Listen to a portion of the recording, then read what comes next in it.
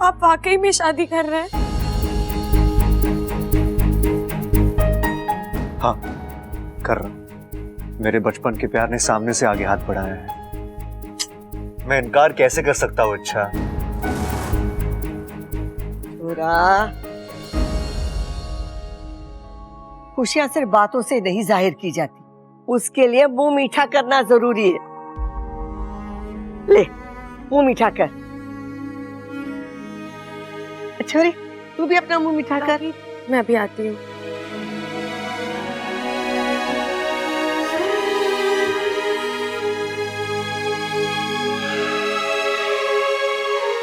छोरा, अब बस कर, बहुत हो गया मजाक।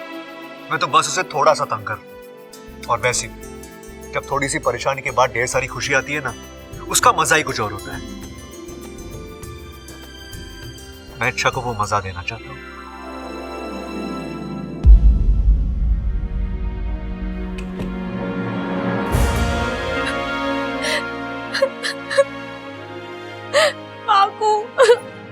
संभालो अपने आप को, क्या हुआ? तुम रो क्यों रही हो? अरे सब कुछ तो ठीक हो गया था ना फिर। कुछ ठीक नहीं हुआ है, उल्टा सब कुछ खत्म हो गया बाकू। मतलब पापा जी की शादी तय हुई है किसी और से। इच्छा, तू जा।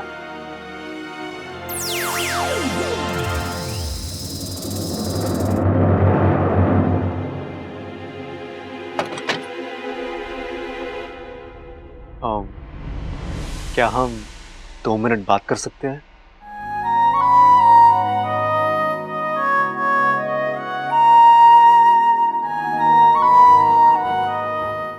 अच्छा, मैं जानता हूं मेरी शादी की बात तुमसे हजम नहीं हो पा रही है, लेकिन ऐसा होता है। अच्छा, मतलब देखो ना, कल तक तुम्हारे आगे पीछे घूमने वाला बब्बल आज किसी और के साथ। हाँ, बुरा तो लग रहा है, लेकिन आपको उससे क्या? अरे मुझे उससे क्या मतलब? अच्छा, हम प्रेमी ना सही, दोस्त तो है ना, है कि नहीं? और तुम्हें तकलीफ में देखिए मुझे तकलीफ हो रही है। आई एम सॉरी इच्छा, लेकिन मैंने तुम्हारी कही हुई एक एक बात पर अच्छे से गौर किया और मुझे लगा तुम सही तो कह रही हो यार। अरे मैं कब तक तुम्हारा इंतजार करूंगा और क्यों करूंगा मैं? आखिर एक तरफा प्यार का कोई मतलब नहीं होता, प्यार दोनों तरफ से होना चाहिए। और चाहत ने मुझे इस बात का एहसास दिलाया। इच्छा, उसने सामने से अपना प्यार कबूल किया, और यकीन मानो इच्छा, मेरे लिए वो पल इतना खास था कि मैं अपने आप को रोक ही नहीं पाया, और मैंने हाँ कह दी। जब उससे अपने दिल की बात की ना, तो मुझे वो पल याद आ गया जब मुझे पहली बार एहसास हुआ कि मैं भी उससे प्यार करता हूं।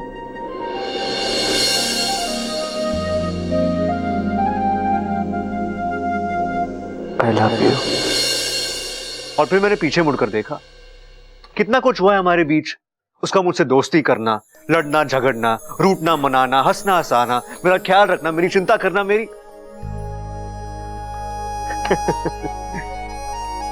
जैसे जैसे मैं वो सब याद करता गया, मुझे उससे प्यार होता गया।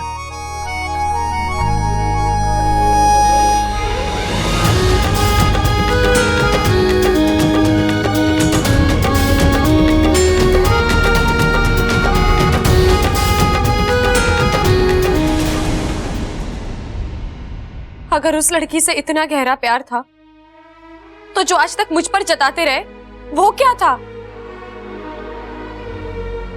हाँ, मैं तो बस आपके लिए एक ऑप्शन थी, उससे ज्यादा और कुछ नहीं। अरे नहीं नहीं अच्छा, ऐसी बात बिल्कुल नहीं है। मैं तुमसे प्यार करता था, बल्कि अभी भी थोड़ा थोड़ा, लेकिन अच्छा मैं खुद को रोक रहा हूं। सब बहाने हैं। अरे अब ये नाइंसाफी है। जब मैं तुम्हारे सामने इच्छा करता था, तुमने साफ साफ कह दिया कि तुम्हें मुझ में कोई दिलचस्पी नहीं है। अब जब मैं खुद दूर जा रहा हूं, तुम नाराज हो रही हो। ये क्या बात हुई? इच्छा, तुमसे एक बात कहनी थी। Thank you. अच्छा हो तुमने मेरा प्यार स्वीकार नहीं किया। वरना मुझे मेरा सच्चा प्यार कभी मिलता ही नहीं। Thank you Anshu, thank you so much.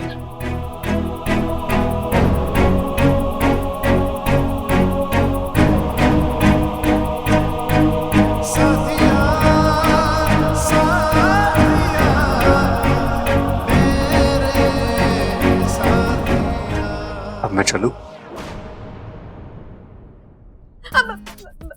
बस इतना ही कहना था।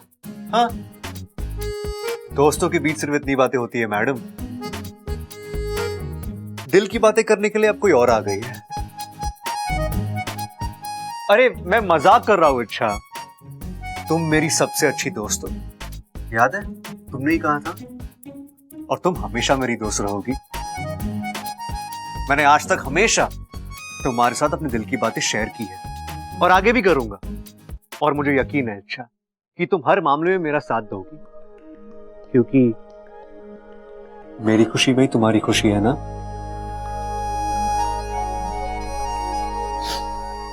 चलो अच्छा, मुझसे एक वादा करो। अरे करो ना। शादी से जुड़ी एक एक रस्म में तुम मेरे साथ रहोगी। ठीक है?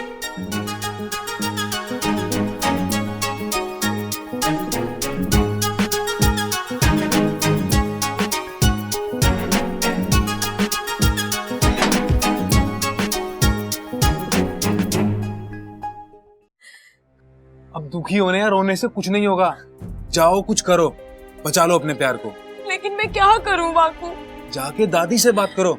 दादी से जाके कह दो कि तुम बब्बल से बहुत प्यार करती हो, उससे शादी करना चाहती हो। तुम बस हिम्मत जुटाओ और जाओ। अरे अब जाओ ना इच्छा।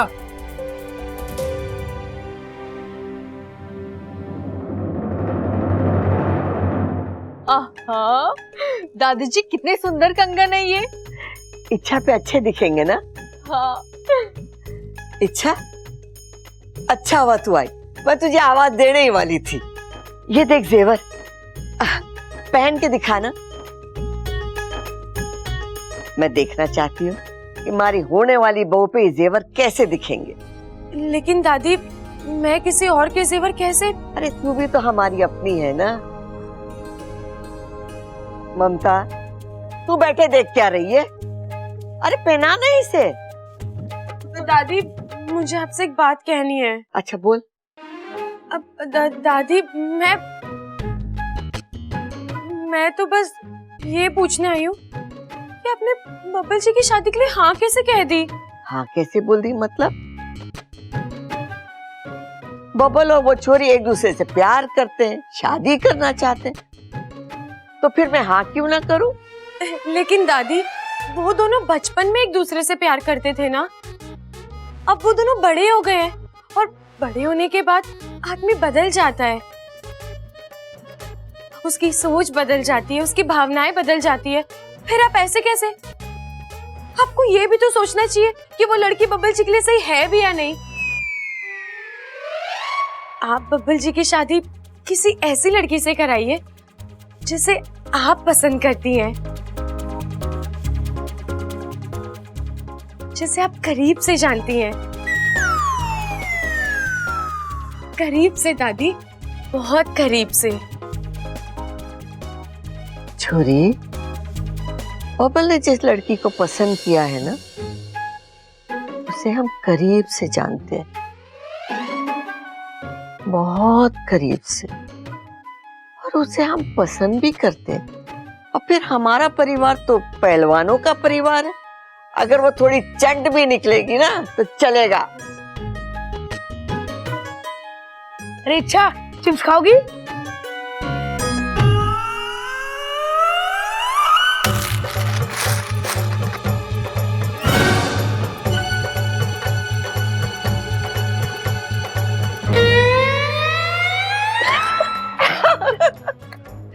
तीर बिल्कुल निशाने पे बैठा है।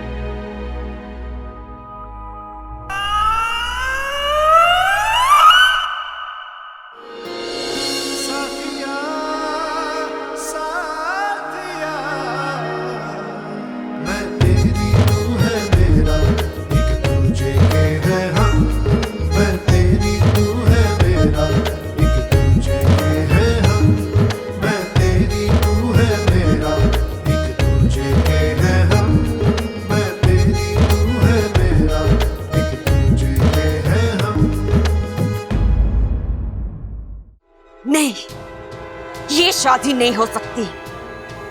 चाहती तो मैं भी यही हूँ दीदी, लेकिन कैसे कैसे रोकेंगे इस शादी को? कब और कैसे ये तो हम नहीं जानते, लेकिन हम इतना जरूर जानते हैं कि हम इच्छा की जिंदगी में एक पल के लिए भी खुशियां नहीं आने देंगे। आपके पास ऐसा कोई जरिया है जो? नागशूल, जिसके प्रहार से ना तो कभी कोई बचा है और ना ही कभी कोई बचेगा। लेकिन नागशूल को हासिल करना आसान नहीं है, उसके लिए कड़ी तपस्या करनी पड़ती है, और आज तक इस तपस्या में कोई कामयाब नहीं हुआ है। हम कामयाब होकर दिखाएंगे। हम नागशूल को हासिल करके रहेंगे। नागशूल नागों का वो हथियार है जो अगर एक बार किसी पर चल जाए तो उसे सीधा यमलोक पहुंचा देता है, और हम इच्छा को यमलोक पहुंचा कर ही रहेंगे।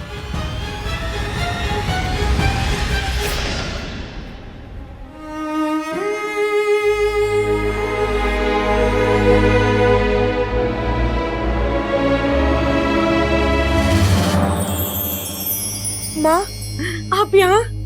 इच्छा, इसे पहन ले। गुरुजी ने कहा है बब्बल से शादी के लिए इसे पहनना बहुत जरूरी है। इसे पहनने के बाद ही इंसान बनने की विधि शुरू हो जाएगी, और जब तक तू इंसान नहीं बन जाती बब्बल से शादी नहीं कर सकती। अब इसे पहनने का क्या फायदा माँ? इंसान बनकर करूंगी भी तो क्या करूंगी? जिसके लिए इंसान बन रही थी, जिससे शादी करनी थी, तो किसी और से शादी कर रहा है।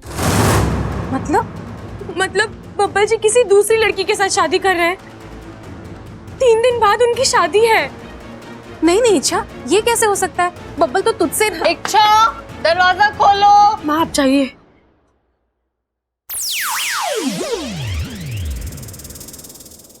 आई दीदी। ये ले, दीदी ये क्या है? ड्रेस है, दादी जी ने भिजवाई है। बाहर मेहंदी शुरू हो चुकी है ना, ये ड्रेस पहन के तुझे बाहर मेहंदी में आना है। लेकिन दीदी मैं अब ये लेकिन वेकिन पर वर ये सारे सवाल जवाब दादी से ही पूछियो, ठीक है?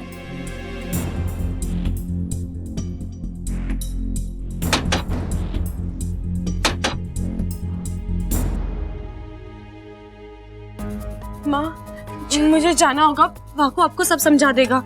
मैं अभी तैयार होकर आई।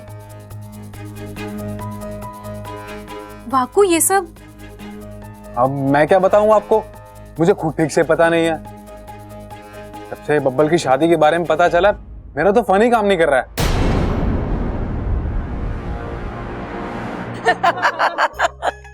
वैसे बहुत अच्छी थाली सजाई है तूने, हाँ ममता? अरे मैंने भी अम्मा। अरे हाँ तूने। आजा छोरी, बैठ, तेरी मेहंदी शुरू करते हैं। मेरी मेहंदी?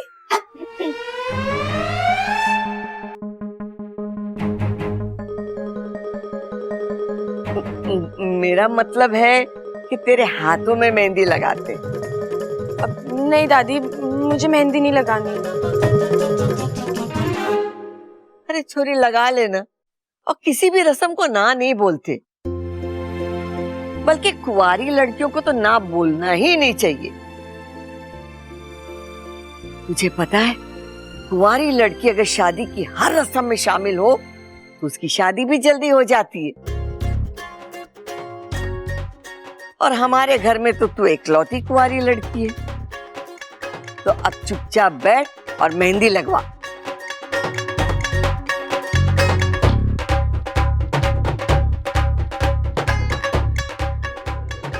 मेहंदी किसे शोभा देती है सब जानते हैं, लेकिन बब्बल जी को क्या शोभा देता है ये तो कोई समझना ही नहीं चाहता। तूने कुछ कहा के?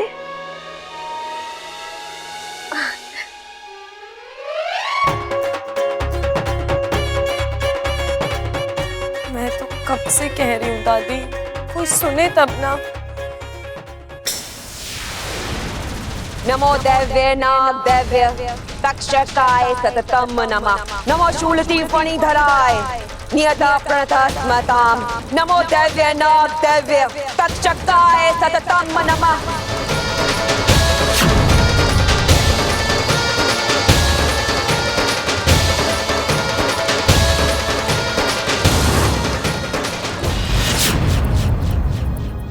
माँ जी, दुल्हन के हाथ में मेहंदी तो रच रही है, लेकिन उसमें दूल्हे का नाम कैसे लिखेंगे? हाय हाय, ये तो मैंने सोचा ही नहीं। आज ये नाम नहीं लिख पाएगी, कल बबल उसे ढूंढ नहीं पाएगा, परसों सुहागरात नहीं होगी। हाय, मैं फिर से दादी कैसे बनूंगी? आप बताओ। ऐसे बातें थूकने से कुछ नहीं होगा माँ जी। जाइए कुछ कीजिए, पर जरा संभल कर, इच्छा को पता नहीं चलना चाहिए। नहीं पता चलेगा। मेरे दिमाग में एक आइडिया है।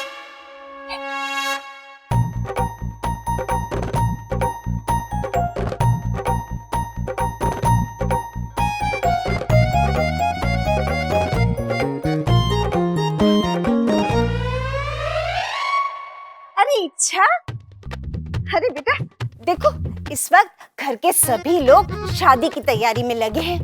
ऐसे में तुझे किसी भी चीज की जरूरत हो ना तो मुझे बता देना। हाँ, तुझे जो भी चाहिए वो मैं ला कर दूंगी।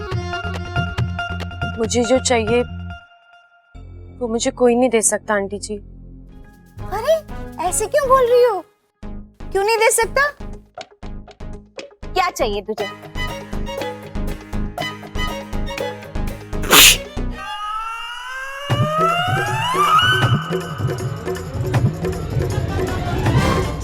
मुग्धा दीदी, आप